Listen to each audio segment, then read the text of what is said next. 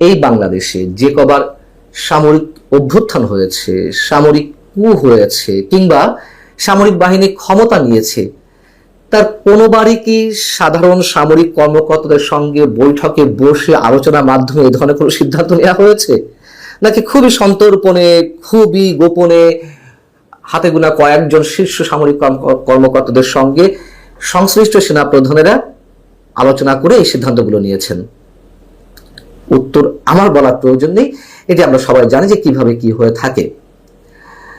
এই প্রশ্নটি এই জন্যই তুললাম যে এরকম একটি ধারণা বা এরকম একটি গুঞ্জন তো এর মধ্যে প্রতিষ্ঠিত হয়েছে যে সেনাবাহিনী ক্ষমতা নিতে যাচ্ছে, এবং যে বৈঠকটি অনেকের বলছিলেন যে মঙ্গলবার হবে সেনা সদরে যে রুটিন একটি বৈঠক সেনা প্রধানের উপস্থিতিতে, সেটি 21শে মে বুধবার সকালে অনুষ্ঠিত হবে। সেই বৈঠকে নাকি এই ধরনের সিদ্ধান্ত নিতে যাওয়া হচ্ছে, এরকম খবর কেউ কেউ প্রকাশ করছেন, গুঞ্জনে আসছে। এটি স্রেফ আমার কাছে হাস্যকর একটি বিষয়। হ্যাঁ, আমি শুরু থেকে বলে আসছি যে করিডোর বিষয়ে কোনো ধরনের কোনো আলোচনা উঠতে পারে, সেনাপ্রধান এই বিষয়ে আলোচনা তুলতে পারেন, অথবা এটিও তেমন হওয়ার সম্ভাবনা নেই। সম্ভবত সেনাপ্রধান যেটি করতে পারেন যে ঊর্ধ্বতন সামরিক কর্মকর্তাদের মনোভাব এই বিষয়ে কি সেটি তিনি বোঝার চেষ্টা করতে পারেন। কিন্তু ভারতীয় গণমাধ্যম নানান ধরনের খবর দিচ্ছে। সেনাপ্রধানের সঙ্গে আমাদের প্রধান উপদেষ্টার একটা দূরত্ব তৈরি হয়েছে, এটি অনেক আগে থেকে নানানভাবে আমাদের সামনে এসেছে, কেউ কেউ মন্তব্য করেন। এবং নতুন করে যে গুঞ্জন, নতুন করে যে ফিসফিসানি যে সেনাপ্রধান জেনারেল ওয়াকারুজ্জামানকে যে কোনো সময় সরিয়ে দেওয়া হতে পারে, সেনাবাহিনী কি করতে যাচ্ছে, কি করবে, এটি নিয়ে বেশ আগে থেকেই ভারতের বিভিন্ন গণমাধ্যম নানান ধরনের উত্তেজক খবর প্রচার এবং প্রকাশ করে আসছে, যার অধিকাংশই গুজব। তবে এগুলোর কোনোটির যে একেবারে ভিত্তি নেই তাও কিন্তু নয়, একেবারে উড়িয়ে দেওয়া যায় না। তবে আমি আবারও বলছি, অধিকাংশই গুজব। সেনা সদরে সেনাবাহিনীর যে বৈঠকটি বুধবার অনুষ্ঠিত হতে যাচ্ছে, সেটা নিয়ে নানান ধরনের গুঞ্জন, মানুষের মধ্যে একটা কৌতূহলের সৃষ্টি হয়েছে, একটা আগ্রহের সৃষ্টি হয়েছে কি হতে যাচ্ছে এই বৈঠকে, সেটি নিয়ে ভারতের বিভিন্ন গণমাধ্যম, প্রথম সারির গণমাধ্যমগুলো বেশ উত্তেজক খবর দিচ্ছে। বলছে যে এই বৈঠকে আগামী দিনে সেনাবাহিনীর কর্ম পরিকল্পনা সম্বন্ধে আলোচনা হতে পারে, যেটা আমি প্রথমেই বলছিলাম যে এই ধরনের আলোচনা আসলে এই ধরনের ওপেন বৈঠকে কখনো হয় না। যাই হোক, এই গণমাধ্যমগুলো বলছে সেনাপ্রধান জেনারেল ওয়াকারুজ্জামান এবং আমাদের প্রধান উপদেষ্টা ডক্টর মোহাম্মদ ইউনূসের মধ্যে বিরোধ আরো তীব্র হয়েছে। হতে পারে, অস্বাভাবিক কিছু নয়। এবং সেনাপ্রধানের সবচেয়ে বড় উদ্বেগ এই মুহূর্তে সেটি হচ্ছে বিদেশি হস্তক্ষেপের কারণে বাংলাদেশে একটা ভয়ঙ্কর অস্থিতিশীলতার সৃষ্টি হতে যাচ্ছে, এবং সেটি সরকারের কারণে হতে যাচ্ছে। এটি ভারতের গণমাধ্যমে ব্যাখ্যা করার কোনো প্রয়োজন নেই। সাম্প্রতিক সময়ে সাধারণ মানুষের যে উদ্বেগের বিষয়, রাজনৈতিক দলগুলো থেকে শুরু করে কনসার্ন যারা রয়েছেন, বিভিন্ন প্রতিষ্ঠান কিংবা ব্যক্তি, অবশ্যই এটি নিয়ে আলোচনা চলছে। সেনাপ্রধান সেটি নিয়ে উদ্বিগ্ন, তিনি এর বিরুদ্ধে অবস্থান নিয়েছেন। আমি অনেকখানি নিশ্চিত করে বলতে পারি, যতটুকু আমি জানি, ভারতীয় গণমাধ্যমগুলো যে বিষয়টি উল্লেখ করছে স্পষ্টভাবে, মানে তাদের ভাষায়, যে এই মুহূর্তে বাংলাদেশের সেনাপ্রধানের উদ্বেগের কারণ দুটি। একটি হচ্ছে যত দ্রুত সম্ভব এবং একটি ইনক্লুসিভ নির্বাচন করা, সেটি সম্ভব হবে কিনা সেটি নিয়ে তিনি যথেষ্ট উদ্বেগের মধ্যে রয়েছেন। এটি খুবই স্বাভাবিক। তিনি তার চাওয়াটা তিনি প্রকাশ্যে নিজেই বলেছেন গত 25শে ফেব্রুয়ারি সাবেক সামরিক কর্মকর্তাদের উদ্যোগে আয়োজিত একটি অনুষ্ঠানে, পিলখানা ট্র্যাজেডি দিবস নিয়ে। সেখানে তিনি বলেছেন যে তিনি চান একটি ইনক্লুসিভ নির্বাচন, ফ্রি ফেয়ার নির্বাচন, এবং যত দ্রুত সম্ভব বাংলাদেশকে একটা গণতান্ত্রিক প্রক্রিয়ায় উন্নত করার ব্যবস্থা করতে। এটা তো সত্য কথা। আর তার দ্বিতীয় যে উদ্বেগ সেটি হচ্ছে, যেটি এই মধ্যে বলেছে, যে তাকে যে কোনো সময় সরানো হতে পারে, এবং তার আফটার ইফেক্ট কি হতে পারে অনেকেই অনুমান করার চেষ্টা করছেন। এই গণমাধ্যমগুলো বলছে যে জেনারেল ওয়াকারুজ্জামান শুরু থেকেই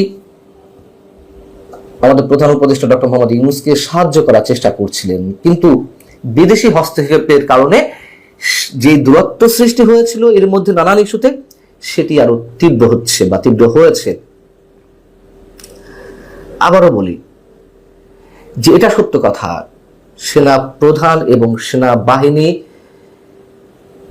এই ইস্যুতে অবশ্যই বাংলাদেশের পক্ষে। দেখুন, সেনাবাহিনীকে যতই বিতর্কিত করা হোক না কেন, অথবা সেনাবাহিনী নিজেই যত বিতর্কের মধ্যে পড়ুক না কেন, দিন শেষে সেনাবাহিনী দেশের সার্বভৌমত্বের পক্ষে সবসময় দাঁড়িয়েছে এবং দাঁড়াবে, এটি আমাদের দৃঢ় বিশ্বাস।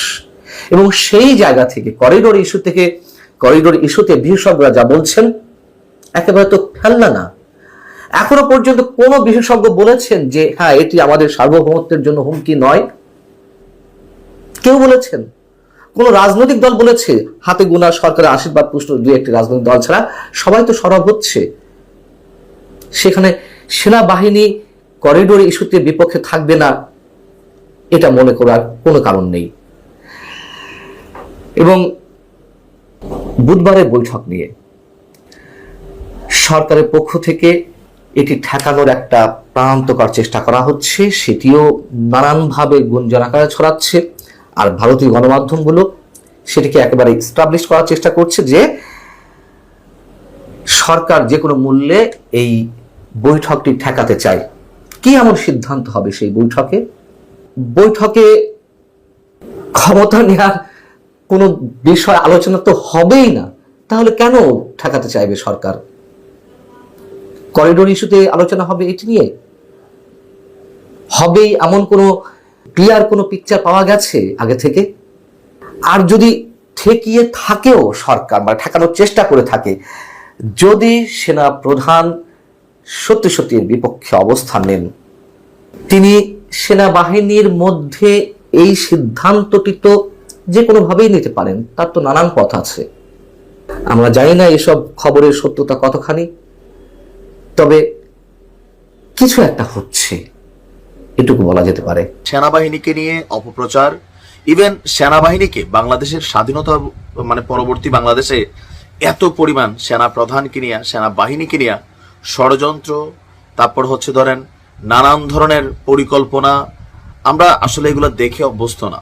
তো এই যে উত্তাল একটা পরিস্থিতি, এই পরিস্থিতিতে ডক্টর মোহাম্মদ ইউনূস তিনি আসলে কি সংস্কার করছেন, কোথায় কি করছেন, দেশের প্রেক্ষাপট কোন দিকে যাচ্ছে, এগুলো নিয়ে প্রশ্ন তুলছে বরাবরই বিএনপি এবং আমজনতাও। এই যখন অবস্থা, তখন 3 বাহিনীর প্রধানকে ডেকেছেন ডক্টর মোহাম্মদ ইউনূস। আমি যখন এই নিউজটি রেকর্ড করছি, তখন 3 বাহিনীর প্রধানের সাথে ডক্টর ইউনূস তিনি একটা জরুরি বৈঠক করছেন। বৈঠকের বিষয়বস্তু কি?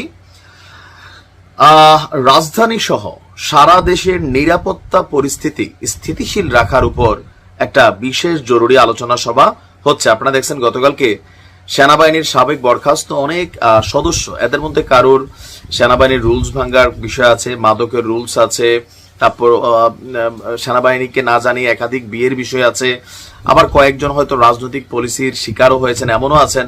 সব মিলিয়ে যে দৃশ্যপটগুলো আমরা দেখছি কোনোটাই কিন্তু সুখকর না। সেনাবাহিনীকে নিয়ে দেশে বিদেশ থেকে একটা ষড়যন্ত্র চলছে, এটা কিন্তু খুবই গুরুত্বপূর্ণ একটা ইস্যু হিসেবে কাজ করছে। তো এই সকল বিষয় নিয়ে যমুনায় আপনার একটা বিশেষ বৈঠক উচ্চ পর্যায়ে চলছে। প্রধান উপদেষ্টার প্রেস সচিব শফিকুল ইসলাম তিনি তথ্য নিশ্চিত করেছেন, এবং বৈঠকে সেনাপ্রধান জেনারেল ওয়াকারুজ্জামান, নৌবাহিনী প্রধান অ্যাডমিরাল মোহাম্মদ নাজমুল হাসান, বিমান বাহিনী প্রধান এয়ার মার্শাল হাসান মাহমুদ খান ছাড়াও এই 3 বাহিনীর অত্যন্ত গুরুত্বপূর্ণ ঊর্ধ্বতন কর্মকর্তারা উপস্থিত ছিলেন। এছাড়াও স্বরাষ্ট্র মন্ত্রণালয়ের উপদেষ্টা লেফটেন্যান্ট জেনারেল জাহাঙ্গীর আলম চৌধুরী, পররাষ্ট্র উপদেষ্টা তৌহিদ হোসেন, জাতীয় নিরাপত্তা উপদেষ্টা ডক্টর খলিলুর রহমান, তারাও এই গুরুত্বপূর্ণ বৈঠকে অংশ নেন। বৈঠকে দেশের বিভিন্ন অঞ্চলে আইন শৃঙ্খলা পরিস্থিতির যে অবনতি বা অবস্থান, সেগুলোর উপরে খসড়া প্রতিবেদন উপস্থাপন করা হয়। আর নিরাপত্তা সংস্থার যারা সদস্যরা আছেন তারাও তাদের বিভিন্ন রকম রিপোর্ট প্রধান উপদেষ্টার সামনে উপস্থাপন করেন। এ সময় কিছু গুরুত্বপূর্ণ ঘটনার ক্ষেত্রে নিরাপত্তা বাহিনীর প্রশংসা করেন প্রধান উপদেষ্টা, এবং বাকি যেই সমস্যাগুলো আছে সেগুলোকে সর্ট আউট করে দেশের আইন শৃঙ্খলা পরিস্থিতিকে ব্যালেন্স রাখার জন্য 3 বাহিনীর প্রধান এবং বিভিন্ন উপদেষ্টাদেরকে তিনি নির্দেশ দিয়েছেন। তো নির্দেশের যে প্রতিফলনটা, সেই প্রতিফলনে অনেক কিছু আমরা দেখছি পজিটিভ, আবার অনেক কিছু স্বাভাবিক যে বাংলাদেশ আমরা দেখতে চাই সেদিকে মুভমেন্টের ইস্যুটা আসতেছে না। এই যে ধরেন আমাদের যে বিজনেস সামিট হয়ে গেল, বিডার যিনি আশিক ভাই এত সুন্দর উপস্থাপনা করলেন, আমরা প্রশংসা করলাম, কিন্তু বাংলাদেশে বিনিয়োগ আসার পরিমাণ কমে গেছে, অনেক কমে গেছে, লাভ হয় নাই, নাম্বার 1। নাম্বার 2 হচ্ছে বেকারের সংখ্যা বাড়ছে। গত 8 মাস না, প্রায় 1 বছরের কাছাকাছি সময় 3.25 লক্ষ মানুষ বেকার হয়েছে। শুধুমাত্র এই মে মাসেই সম্ভবত 26,000 বেকার বৃদ্ধি পেয়েছে। কেন হচ্ছে এগুলো? কলকারখানা, শিল্প প্রতিষ্ঠান, বিভিন্ন ব্যক্তিদের গ্রেপ্তার, অথবা নানান কারণে মানুষ ইনভেস্ট করছে না। এরকম দেশের পরিস্থিতি থাকলে ইনভেস্ট কমে যাবে। অস্থিতিশীল পরিবেশে মানুষ ব্যবসা বাণিজ্য বিনিয়োগ করে না, লুটপাটকারীর সংখ্যা বাড়ছে, আর এটার জন্য বিভিন্ন পলিসিও দায়ী। তা আমরা আশা করি বাংলাদেশের পরিস্থিতি উন্নতি হবে, ব্যবসা বাণিজ্যে বিনিয়োগ আসবে, মানুষ স্বস্তির নিঃশ্বাস ফেলবে। ভালো থাকুন, আসসালামু আলাইকুম।